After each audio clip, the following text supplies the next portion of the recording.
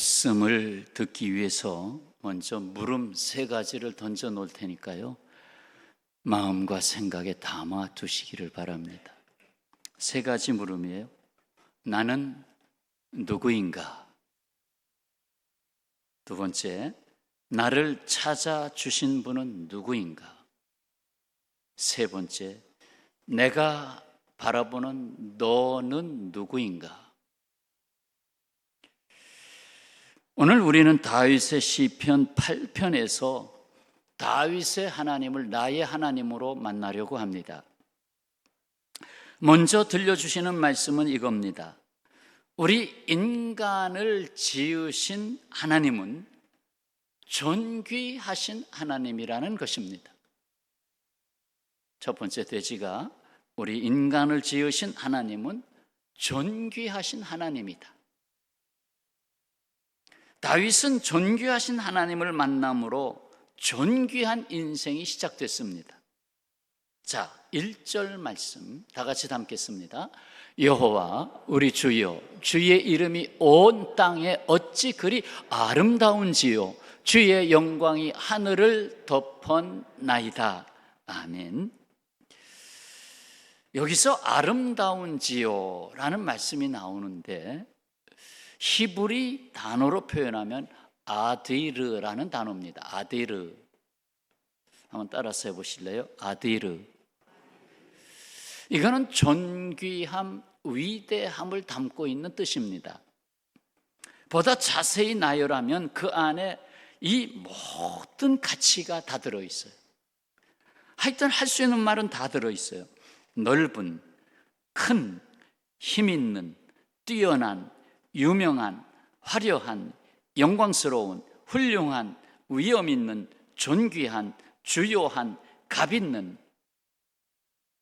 그러니까 여호와 하나님은 어찌 그리 아름다우신지요 하는 이 모든 가치의 원천이 되고 계시다라는 것. 그래서 우리가 아름답습니다, 참 아름답네요 하는 말의 표현을 히브리적 사고로 하면 이게 대단한 거구나, 그냥 아유 이뻐라, 그게 아니라 아름답다라는 그 속에는 모든 가치가 다 들어있다. 우리 옆에 계신 사랑하는 형제 자매님들께 한번 축복합시다. 아름답습니다. 아름답습니다. 예. 그건 굉장한 축복이에요. 아름답습니다. 근데 요즘 자꾸 오해를 하니까 아름답습니다 하면 괜히 이상하게 오해를 하는 이 시대가 됐어요. 그러나 아름답다는 그 말 속에는 엄청난 개념이 들어가 있습니다. 세번역 성경으로 1절을 한번 읽어드릴게요. 주 우리 하나님 주님의 이름이 온 땅에 어찌 그리 위엄이 넘치시는지요, 저 하늘 높이까지 주님의 위엄이 가득합니다. 그러니까 거기서는 아름다움을 위엄이라고 표현했죠. 그런데 오늘 말씀에서는 존귀라는 걸로 대표성을 갖고 말씀을 드리려고 합니다. 하나님은 존귀하시다. 이사야 57장 15절 말씀입니다. 지극히 존귀하며 영원히 거하시며 거룩하다 이름하신 이가 이와 같이 말씀하시되, 내가 높고 거룩한 곳에 있으며 또한 통회하고 마음이 겸손한 자와 함께 있나니, 이는 겸손한 자의 영을 소생시키며 통회하는 자의 마음을 소생시키려 함이라. 누가? 지극히 존귀하고 영원히 계시며 거룩하신 하나님께서. 겸손한 다윗은 존귀하신 하나님을 만났습니다. 말째 아들, 막내 동이 다윗이 만난 하나님은 존귀하신 분이었습니다. 다윗이 존귀한 하나님으로부터 존귀함을 입게 되었다는 것을 감사하고 찬양합니다. 그렇습니다. 우리가 아디르의 하나님, 존귀하신 하나님께 초대받은 사실에 감사하지 않을 수가 없습니다. 우리는 존귀하신 하나님의 형상을 따라 지음을 받은 존귀한 존재입니다. 누가 지으셨어요? 존귀하신 하나님이 우리 인생을 지으셨어요. 당연히 존귀한 존재지요. 참으로 높은 가치와 존엄성을 가진 하나님의 위대한 걸작입니다. 세상에서 인권하지만 성경에서 말하는 인권보다 더 고귀하고 높은 건 없습니다. 하나님의 존귀함과 같이, 하나님의 존엄하신 것 같이 인간을 그 안에 두셨다 이 말이죠. 사도 바울이 빌립보 교회에 보낸 편지에서 이렇게 말씀합니다. 살든지 죽든지 내 몸에서 그리스도가 존귀하게 되게 하려 하나니, 이는 내게 사는 것이, 내 안에 사는 것이 그리스도니 죽는 것도 유익함이라. 이미 내가 예수님 안에서 죽었고 예수님이 내 안에 들어와서 사시니 내가 사나 죽으나 나의 인생은 그리스도를 존귀하게 하는 인생이다. 나는 누구인가? 율법주의자로 자기 의에 잡혔던 청년 사울이 주님을 만나고 달라졌습니다. 나를 찾아주신 분이 누구인가? 그 답을 얻은 것입니다.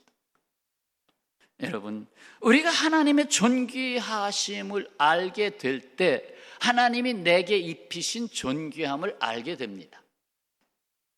다윗이 오베데돔의 집에 석 달을 머물고 있던 하나님의 법궤를 다윗성으로 다시 드렸죠.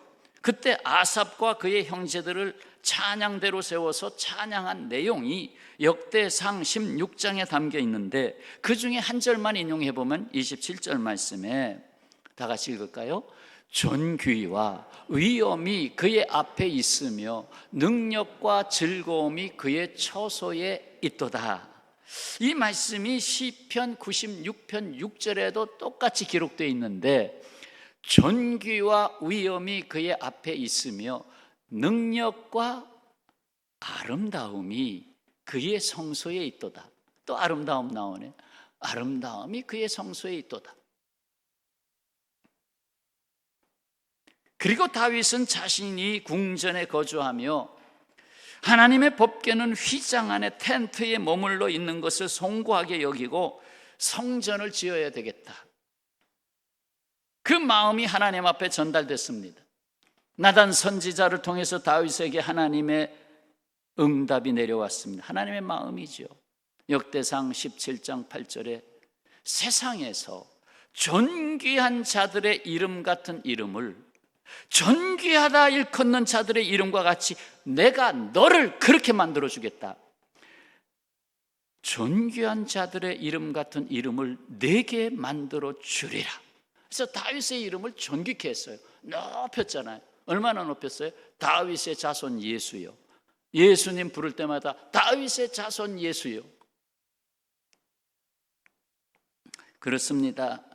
내 안에서 하나님이 존귀하신 하나님이 되실 때 비로소 하나님은 나를 존귀하게 하십니다.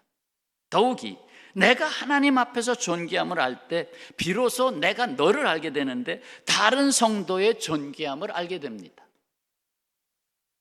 이에 바울은 다른 사람이 하나님 앞에 존귀함을 입게 되는 것이 복이다. 이를 위해서 내가 목숨을 다 바쳐야 되겠다. 그래서 다른 사람에게 사랑의 복음, 진리의 복음을 전하는 것은 그를 존귀케 하는 것입니다. 그 영혼을 사랑하는 것입니다. 여러분, 저 사람 저렇게 살다가 죽을 건데 이러면 그를 존귀케 하는 게 아니죠. 그러나 그에게 복음이 들어가고 하나님의 존귀하신 것 같이 그를 존귀하게끔 여김을 받게 하는 것이, 그것이 복된 일이다, 귀한 일이다. 내가 바라보는 너는 누구인가? 여기에는 황금률이 함께 따라오죠. 하나님의 이름으로 남을 존중하게 하는 것이 곧 나를 존귀하게 하는 것이구나. 내가 얼마나 남을 높였느냐에 따라서 내가 높아지는 거구나. 내가 남을 얼마나 사랑했느냐에 따라서 내가 사랑을 받는구나. 그래요. 남에게 대접을 받고자 하는 대로 너희도 남을 대접하라. 어디에 있어요? 마태복음 7장 12절. 이것은 온 율법과 선지자니라. 온 성경 말씀을 망라해서 이 한 절로 요약하고 싶다는 게 주님의 마음이에요. 대접을 받고자 원하느냐? 그럼 남을 대접해라. 높임을 받기 원하느냐? 그럼 남을 높여라. 이게 주님의 마음이에요. 하나님은 존귀하시죠. 그러니까 우리를 존귀한 자로 높이고 싶은 거예요. 이 세상 참 어려운 세상에 살고 있지만 하나님의 자녀들을 존귀케 하고 싶은 게 하나님의 마음이에요. 다음으로 기억에 담을 말씀입니다. 어린아이와 젖먹이의 입으로 권능을 행하시는 하나님이십니다. 젖먹이는 스스로 아무것도 할 수가 없어요. 미약한 존재입니다. 2절의 말씀을 보겠습니다. 2절 역시 다 같이 담을까요? 주의 대적으로 말미암아 어린아이들과 젖먹이들의 입으로 권능을 세우시며 이는 원수들과 보복자들을 잠잠하게 하려 하심이니이다. 저 원수 안에는 블레셋이 지금 들어가 있어요. 다윗이 이렇게 찬양할 수 있었던 것은 그의 지극히 작았던 소년 시절에 그 기억을 더듬어 담고 있습니다. 바로 골리앗과 대결하던 소년 시절에 다윗, 그것을 지금 생각하며 이 말씀이 기록되고 있는 것입니다. 어린아이들과 젖먹이의 입으로 권능을 세우셨다. 그러면서 조금이라도 기억에 좀 더 담고 싶어서, 그 인상에 좀 담고 싶어서 그림 한 장을 준비했습니다. 자, 뭐예요? 골리앗과 다윗이죠. 골리앗 대장, 육척 대장, 육척 맞나? 키가 엄청 큽니다. 그 다음에 뒤에 블레셋 군사가 따라와 있습니다. 그 앞에 다윗 어린 소년이 물맷돌 주머니를 손에 들고 그렇게 등장했습니다. 완전 무장한 거인 골리앗, 갑옷까지 다 입고 블레셋 군사의 호위를 받으며, 근데 작은 돌멩이 하나를 들고 선 어린아이, 그의 입에서 하나님은 권능을 행하십니다. 참 입에 담는 말씀이 그래서 중요한데, 그것도 믿음으로 담으면 엄청난 역사가 일어나죠. 사무엘상 17장 45절, 그 다윗의 입에서 쏟아져 나오는 말, 너는 칼과 창과 단창으로 내게 나아오거니와 나는 만군의 여호와의 이름 곧 내가 모욕하는 이스라엘 군대의 하나님의 이름으로 내게 나아가노라. 하나님의 이름으로, 살아계신 하나님의 이름, 존귀하신 하나님의 이름으로 내 앞에 나아간다. 세상 사람들은 힘을 기르라고 하죠. 그런데 사실 우리에게는 힘이 없습니다. 하나님은 우리 인간에게 힘을 내장시키지 않았습니다. 왜요? 존귀하신 하나님의 이름으로 힘을 얻게 하기 위해서. 그래서 우리는 낙심할 수 없습니다. 때로는 힘이 빠지죠. 그래도 낙심하지 말라는 거예요. 오직 하나님 말씀 의지하시기 바랍니다. 내 입에 담아주시는 말씀이 중요합니다. 하나님께서 하십니다.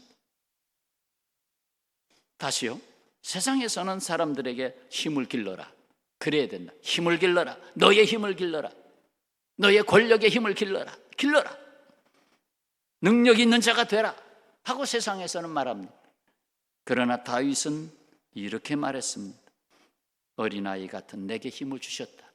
젖먹이의 입으로 권능을 행하셨다. 모든 것이 주께로 말미암았다. 아멘입니까? 힘과 능력은 내게 저장되어 있지 않습니다.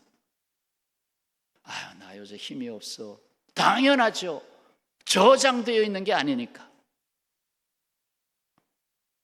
저도 요즘 날씨도 덥고 생각도 많고, 또 왜 하나님이 이렇게 뇌세포는 빨리 걷어가는지 자꾸 잊어버리지. 여기 기록됐던 사람 이름 잊어버리지, 여기 기억했던 사람 이름 잊어버리지. 당연하죠. 내게 힘이 없습니다. 생각나게 해주시는 분도 주님이십니다. 오직 권능이 하나님으로부터 받아서 쓰는 것입니다. 한꺼번에 저장하지 않는 게 하나님이십니다. 그래서 만나를 매일같이 주시잖아요. 한꺼번에 한 달 약식이다 가져라, 그게 아니라 매일 주시잖아요. 저장하지 말라.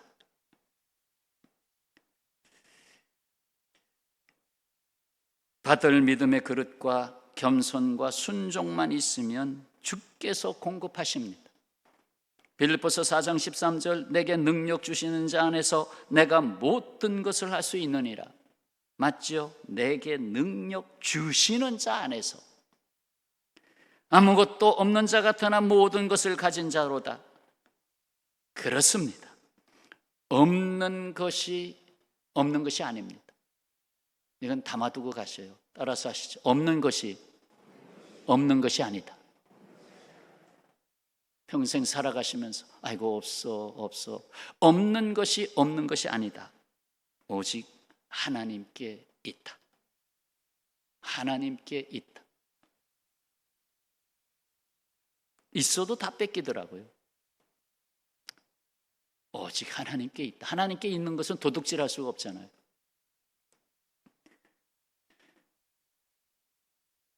다음으로 들려주시는 말씀입니다. 사람이 무엇이기에? 4절과 5절을 다 같이 담겠습니다. 사람이 무엇이기에 주께서 그를 생각하시며 인자가 무엇이기에 주께서 그를 돌보시나이까? 그를 하나님보다 조금 못하게 하시고 영화와 존귀로 관을 씌우셨나이다. 아멘. 인생을 두고 하는 말씀이에요. 이 사실을 항상 잊지 말아야 하겠습니다. 예수께서는 우리에게 영화와 존귀로 관을 씌우시기 위하여 하나님보다 못하신 모습으로 인간의 모양으로 이 땅에 오셨습니다. 그리고 가시관을 쓰셨습니다. 이렇게 해서 내가 하나님께 존귀한 존재가 되었다는 사실입니다. 대단한 사실입니다. 이것이 동물이 아닌 인간으로서 존재하는 매우 중대한 사실입니다. 인간이 동물과 다른 것은 인간은 하나님의 형상대로 지음을 받았습니다. 존귀한 존재로 지음을 받았습니다. 이것은 존귀하신 하나님을 만나는 사람에게만 찾아볼 수 있는 고백입니다.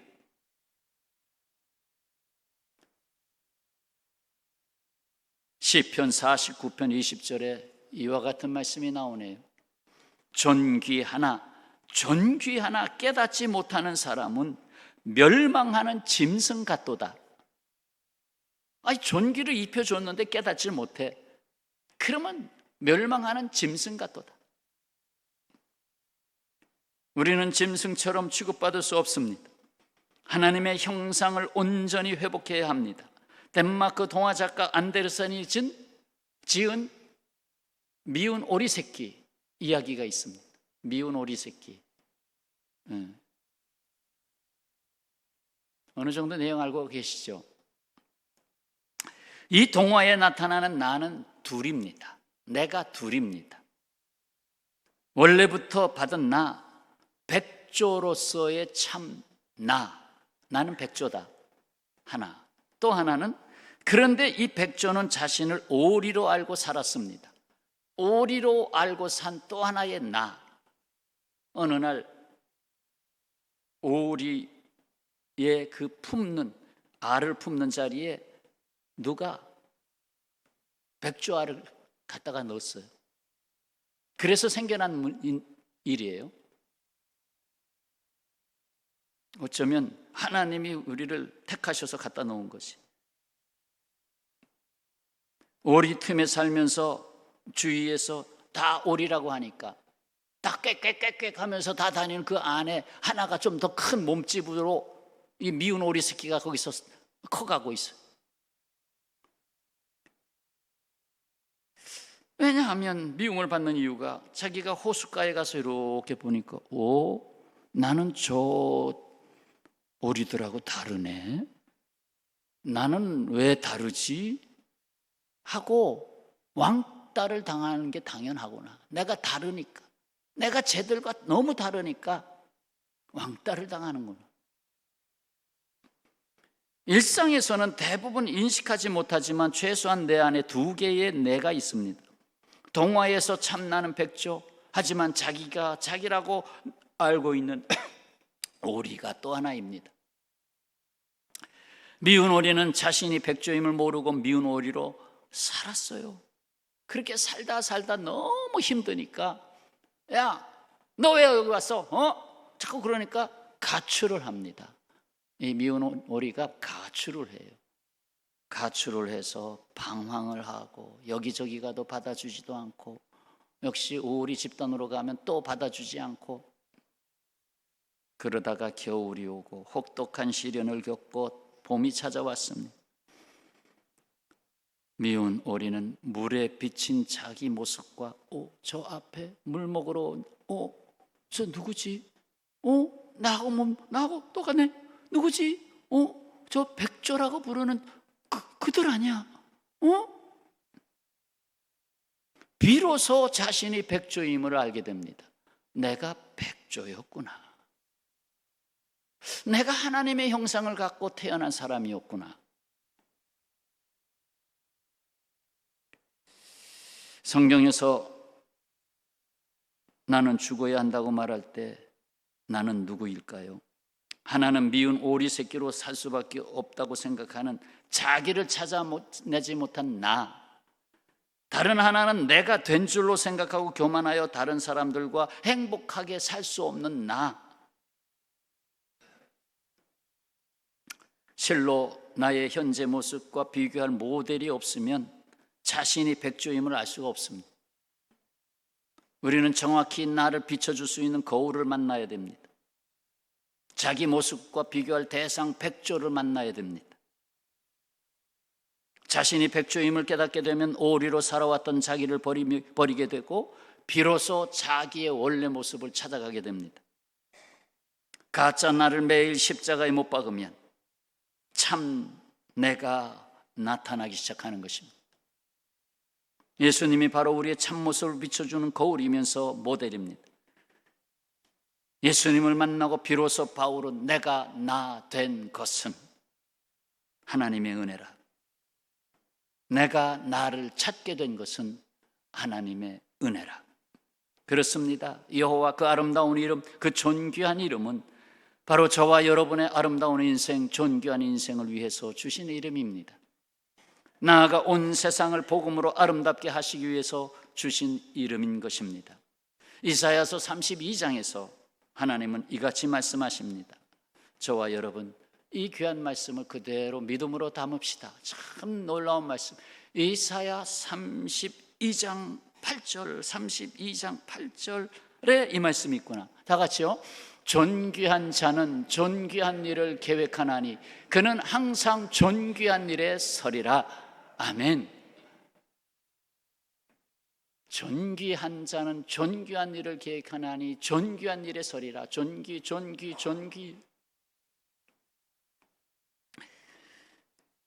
끝으로 우리는 이 놀라운 사실을 잊지 말아야 하겠습니다. 주의 이름이 온 땅에. 9절 말씀인데요, 9절은 1절을 반복하고 있는 말씀입니다. 여호와 우리 주여, 주의 이름이 온 땅에 어찌 그리 아름다운지요. 온 땅에, 온 땅에. 이는 우리에게 주신 선교의 사명을 일깨우고 있습니다.